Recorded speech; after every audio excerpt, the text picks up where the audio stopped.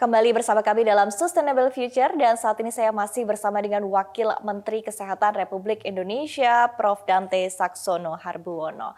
Kita lanjutkan kembali diskusi kita, Prof. Dante ya. Kita berbicara tadi sudah berbicara terkait dengan isu lingkungan dan juga polusi udara dan dampaknya kepada kesehatan serta strategi dan juga langkah-langkah dari Kementerian Kesehatan menghadapi kondisi ini. Namun berbicara terkait dengan Sustainable Future tidak hanya berbicara terkait dengan lingkungan, tapi juga seperti apa kualitas dari sumber daya manusia ini juga bisa terus ditingkatkan ya Pak.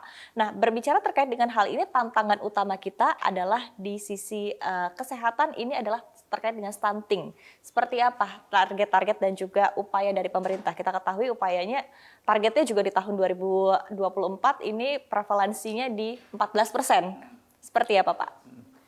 Jadi yang paling penting dalam program stunting ini, kita harus sadari bahwa kita menghadapi burden disease dalam masalah yang berkaitan dengan gizi.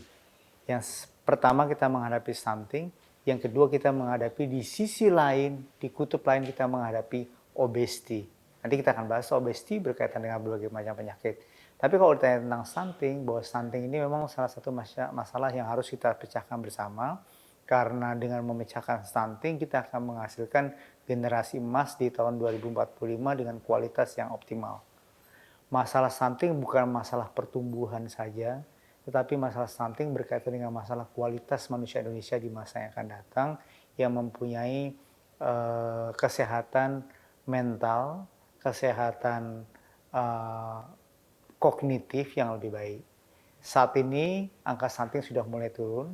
Sebelumnya kita punya angka sekitar 22%-an di tahun 2022. Tahun 2023 kita targetkan menjadi 17%. Dan tahun 2024 kita targetkan 24 kita targetkan menjadi 14%. Bagaimana caranya? Ada melakukan intervensi kepada anak-anak yang belum mengalami stunting. Itu yang paling penting, yaitu mereka yang mengalami gizi buruk, kemudian mengalami underweight, dan weight fluttering. Weight fluttering itu apa? Adalah kalau ditimbang berat badannya tidak naik, walaupun belum masuk ke dalam kategori stunting. Karena kalau sudah masuk kategori stunting, itu nariknya lagi supaya tidak jadi stunting itu sangat sulit. Karena itu kita melakukan pendekatan ke sisi hulu bagi anak-anak yang sudah mulai turun berat badannya, sudah mulai kurus, dilakukan evaluasi dan diberikan suplementasi yang baik dengan ternyata masalah yang kita lakukan adalah dengan memberikan gizi yang berasal dari protein hewani. Dengan memberikan pada protein hewani ini, maka penurunan berat badan bisa dicegah, kualitas otaknya bisa diperbaiki, dan peningkatan berat badan tidak akan menjadi stunting di kemudian hari. Nah, kemudian berbicara tadi terkait dengan stunting, pemenuhan gizi, tadi Anda juga menyebutkan targetnya di tahun 2023 ini adalah di 17%. Sejauh ini Bapak sudah memasuki bulan ke-9 begitu ya, sudah berapa persen dari target? Apakah memang sudah hampir memenuhi target atau seperti apa kondisi dan kendalanya yang dihadapi? Dari beberapa angka yang kita dapatkan di daerah-daerah, bahkan beberapa daerah sudah bisa mencapai angka stunting yang cukup baik di beberapa daerah. Memang tidak semua daerah mencapai angka stunting yang optimal. Terutama di Indonesia bagian timur, angka stuntingnya masih cukup signifikan tinggi, tetapi di beberapa daerah di Jawa itu angka stuntingnya bahkan ada yang sudah mencapai di bawah 10%. Dan ini hal yang mengembirakan bahwa semua elemen masyarakat sekarang sudah terstimulasi dengan isu stunting ini. Banyak sekali organisasi masyarakat, kemudian para cendekiawan, kemudian para akademisi yang melakukan evaluasi dan membantu melakukan edukasi dan peran serta secara langsung terhadap masalah stunting ini. Sebagai contoh misalnya, organisasi tertentu untuk para pengusaha itu sudah menyumbangkan beberapa sumbangan untuk yang kita gunakan untuk membeli protein hewani yang akan diberikan kepada anak-anak stunting. Itu salah satu topik yang kemudian menjadi milik masyarakat. Masalah ini tidak bisa selesai secara eksklusif di Kementerian Kesehatan saja. Tapi kalau secara inklusif kita mengikut sertakan seluruh masyarakat untuk melakukan model pendekatan yang baik, maka ini akan menjadi masalah dan isu nasional yang bisa kita tangani bersama. Oke, nah tadi berkaitan dengan permasalahan stunting, salah satu kunci utama ini kan justru sebetulnya ada di tingkat-tingkat daerah begitu Pak ya, langsung bersentuhan dengan masyarakatnya begitu. Nah sejauh ini mungkin koordinasi ataupun juga hubungan begitu ya untuk memastikan bahwa di tingkat daerah betul-betul menjalani tugasnya untuk melakukan antisipasi dan juga pencegahan stunting seperti apa Pak? Jadi secara institusional kita melakukan pendekatan kepada daerah. Kita berkoordinasi dengan Kementerian Dalam Negeri untuk menjadikan isu stunting ini sebagai isu nasional untuk semua daerah di Indonesia. Dan yang lebih menarik lagi bahwa isu kedaerahan yang dikaitkan dengan stunting ini tidak saja diperankan oleh organisasi formal yang ada di daerah, tetapi juga oleh organisasi informal, bahkan organisasi yang dibentuk oleh masyarakat, misalnya para kader. Nah, para kader ini kan sebenarnya adalah ibu-ibu yang berasal dari bukan struktural, tapi dari masyarakat, oleh masyarakat untuk masyarakat. Mereka melakukan edukasi, mereka melakukan pendekatan, penimbangan secara rutin, yang bahkan mereka kadang-kadang tidak dibayar oleh kegiatan ini untuk mencegah terjadinya stunting lebih lanjut di tingkat daerah ini. Artinya kesadaran betul-betul sudah mulai terlihat begitu ya, Betul. Dok ya. Nah kemudian tadi berbicara terkait dengan permasalahan yang ada, tadi permasalahan gizi seperti stunting, kemudian juga kita menghadapi permasalahan gizi lain seperti misalnya obesitas Pak, Dok ya. Kalau kita lihat zaman dulu mungkin mindsetnya adalah semakin gemuk, semakin terlihat subur dan sejahtera, ini semakin baik begitu ya, semakin sehat. Tapi kan nyatanya ternyata ada permasalahan yang juga mengikuti begitu ya dengan untuk orang-orang yang kelebihan berat badan begitu, obesitas, ada permasalahan seperti diabetes, jantung dan juga lain sebagainya. Nah, ini seperti apa akhirnya dari Kementerian Kesehatan juga terus menggalakkan terkait dengan permasalahan gizi termasuk terkait dengan permasalahan obesitas. Ya, kita dulu punya angka ketika sekitar tahun 2000-an itu 1900-an 19-an lah ya. 2019-an itu kira-kira angka obesitas itu baru 14%. Sekarang angka obesitas itu meningkat tajam, hampir mendekati 25 sampai 26%. Angka obesitas dari seluruh populasi yang ada di Indonesia. Dan obesitas yang harus kita tangani lebih baik itu adalah obesitas pada kaum muda dan pada anak-anak. Karena status ekonomi yang semakin meningkat, maka obesitas ini semakin meningkat juga di masyarakat. Kenapa ini mesti ditangani? Kalau kita ingin membangun bonus demografi dengan generasi emas di tahun 2045 nanti, maka kita harapkan mereka ini sehat. Tidak kena jantung, nggak kena diabetes, nggak kena hipertensi, dan beberapa penyakit katastrofik lainnya. Dan kuncinya adalah mencegah obesitas. Karena obesitas ini akan memberikan dampak bukan pada saat ini, tetapi obesitas ini akan memberi dampak pada masa yang akan datang. Obesitas bukan masalah cuma bentuk badan, tapi obesitas berkaitan dengan masalah kesehatan yang lebih progresif lagi di masa yang datang, yang memberikan katastrofik pembiayaan yang besar pada sistem kesehatan kita.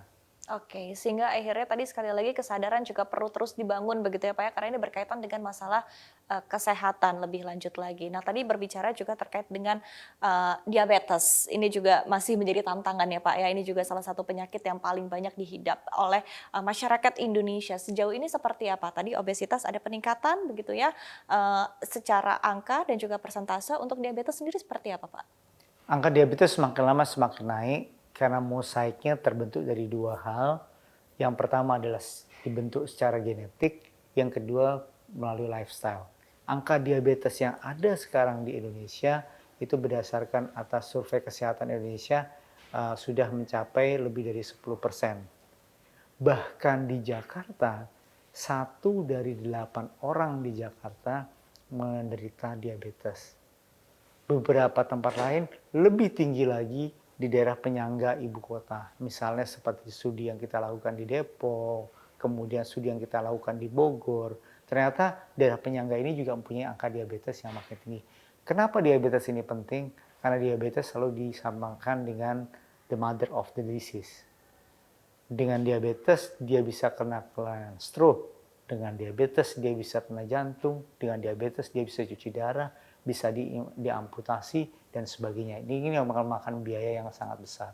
Karena itu masalah diabetes menjadi masalah yang sangat penting untuk menjamin kesehatan masyarakat Indonesia di masa yang akan datang. Oke, baik. Nah, tentunya dengan seiring dengan perkembangan zaman, seiring dengan kemajuan teknologi dan juga kemajuan dari sisi sumber daya manusia, tenaga kesehatan juga yang sudah lebih baik lagi dari sebelumnya. Tentu ada ekspektasi atau harapan dari masyarakat begitu Pak, bahwa tenaga kesehatan kita ini tetap siap begitu ya, dan bahkan jauh lebih capable lagi untuk menghadapi permasalahan-permasalahan penyakit berat tadi yang seperti disebutkan diabetes, kemudian jantung, kemudian kanker begitu. Tapi sejauh ini Pak, seperti apa Anda melihat kesiapan dari tenaga kesehatan di dalam negeri untuk menghadapi penyakit-penyakit ini? Begitu, apakah memang sudah jauh lebih baik ketimbang beberapa waktu yang lalu sehingga akhirnya masyarakat Indonesia bisa berobat di dalam negeri saja? Seperti apa Pak?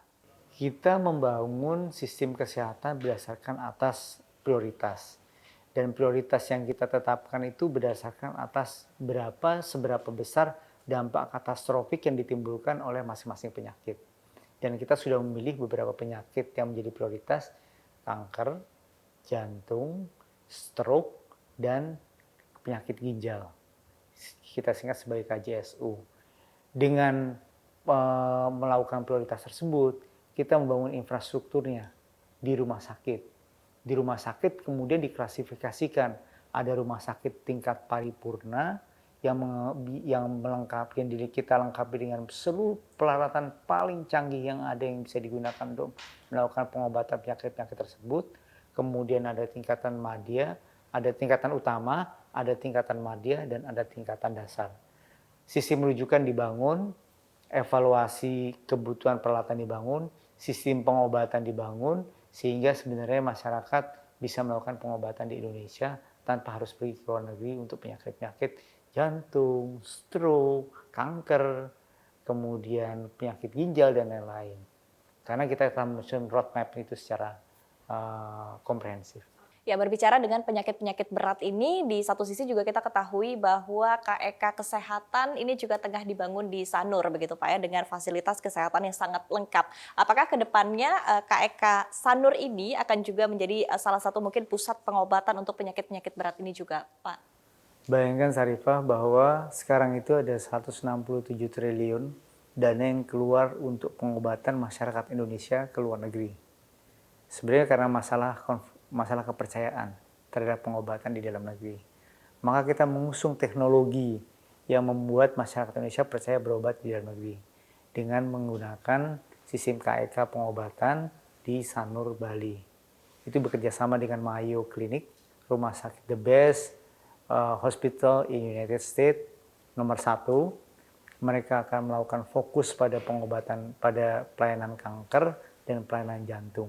Sehingga masyarakat Indonesia yang nanti akan biasanya melakukan pengobatan ke luar negeri akan diharapkan nggak perlu lagi ke luar negeri, karena kualitasnya pun mungkin lebih bagus di Sanur tersebut dibandingkan dengan di Penang, di Singapura, dan sebagainya.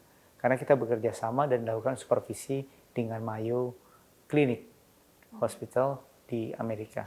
Itu adalah kolaborasi antara Kementerian BUMN dan Kementerian Kesehatan dengan Mayo Clinic. Oke, jadi ekspektasinya masyarakat Indonesia bisa berobat di dalam negeri saja begitu ya Pak ya, dengan KEK Sanur ini, dengan sekali lagi meningkatkan kepercayaan dari masyarakat bahwa secara kualitas juga kita tidak kalah begitu ya Pak ya dengan negara lain. Betul, baik dari segi peralatan, dari segi prosedur pengobatan, maupun dari tenaga kesehatan.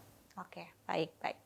Terima kasih Prof. Dante Saxono Harbuwono selaku Wakil Menteri Kesehatan Republik Indonesia. Terima kasih sudah berdiskusi bersama kami dalam Sustainable Future. Sukses dan sehat selalu untuk Anda, dan tadi semoga target-target dan juga upaya yang dilakukan oleh Kementerian Kesehatan untuk menciptakan kualitas masyarakat Indonesia yang sehat tentunya Pak, ini bisa terus tercapai. Terima kasih Prof. sudah bergabung bersama kami sekali lagi. Sukses dan sehat selalu.